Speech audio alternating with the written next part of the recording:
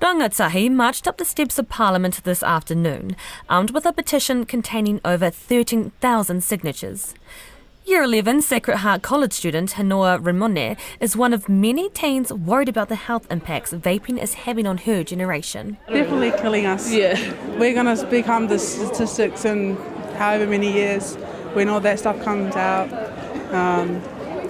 We're going to be the ones that everyone's looking at because we're the ones that are affected by it the most. By the time we turn 18, whatever, it's going to be 10 years for some people vaping. 16-year-old Rihanna La'afapake says vaping is ingrained in her peer group.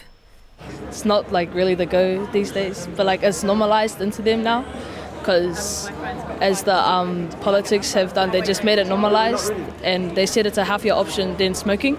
Charlie Christie started the petition after her 14-year-old son became addicted to vaping, which he was introduced to by a friend. She started getting calls from his teachers who noticed he was leaving class to vape in the toilets and has noticed the effects on his health, with throat and chest infections, a constant cough and headaches.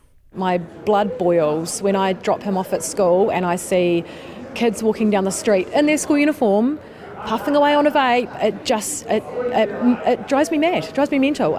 It's time for change. Enough's enough. She's spoken to other parents who say kids as young as 7 are getting their hands on vapes. About 30 people accompanied the petition to Parliament, some of whom made impassioned speeches. We as adults have failed to protect them by not learning lessons from the past and keeping products designed to addict their user out of their hands and out of their community. Latest Asthma Foundation data shows around 20% of young people under 18 vape regularly. From October, vape stores will be banned from opening 300 metres away from schools and marae.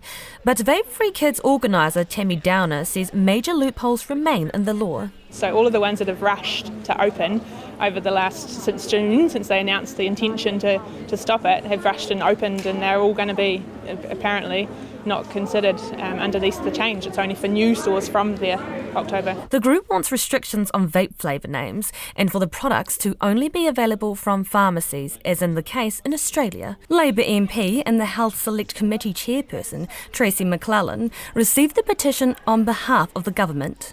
When questioned about loopholes in the law, she acknowledged the government still has work to do. The Minister of Health is constantly looking at all of the various different ways that new measures can be put in place. The government's certainly not afraid of standing up to the tobacco and the vaping industry, so I expect that we'll see more and more changes as time goes on, sooner rather than later. Prime Minister Chris Hipkins hasn't ruled out cracking down on shops that have already opened near schools.